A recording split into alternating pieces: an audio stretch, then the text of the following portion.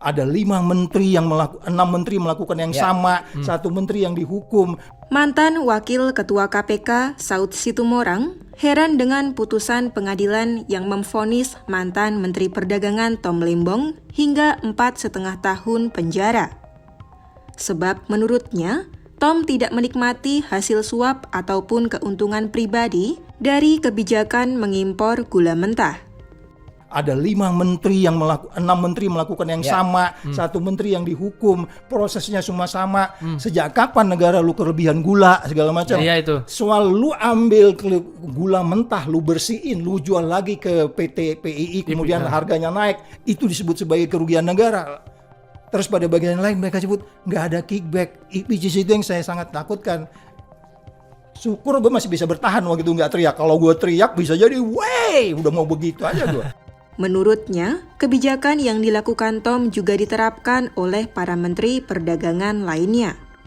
Berdasarkan keterangan dalam persidangan, Saud menilai kebijakan Tom sudah sesuai prosedur, termasuk atas perintah Presiden ke-7 RI Joko Widodo.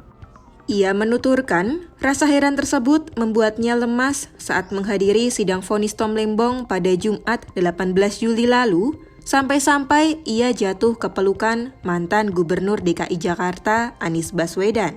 Dalam momen tersebut, Saud juga mengaku dirinya menunggu hakim menyampaikan alasan atas keputusan vonis 4,5 tahun kepada Tom. Sayangnya, hingga sidang selesai, ia tak menemukan jawaban apapun terkait putusan hakim tersebut. Karena saya menunggu logik dia itu seperti apa untuk menjelaskan bahwa orang ini pantas untuk dihukum. Kan itu. Nah, makanya kita ketawa-tawa. Apalagi Rocky, lebih ketawa lagi dia kan. Jelas lah, IP filsafat hukum dia lebih tinggi dari gue lah ya kan. Nah, jadi sekali lagi, kalau memang kita mau bertanya, kenapa kok seperti se-upset itu, saya udah ngikutin betul dari awal case ini gitu. Dan saya sudah terbiasa bentuk-bentuk kayak begini. Yang menurut saya memang Tom Lembong harus dibebaskan. Kan begitu.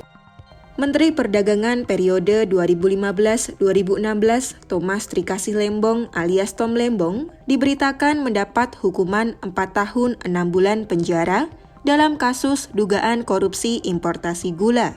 Majelis Hakim Pengadilan Tipikor Jakarta Pusat menyebut, Tom terbukti bersalah melakukan tindak pidana korupsi sebagaimana dakwaan jaksa penuntut umum. Menurut penilaian hakim, Tom Lembong mengedepankan ekonomi kapitalis dalam kebijakan impor gula, bukan ekonomi Pancasila.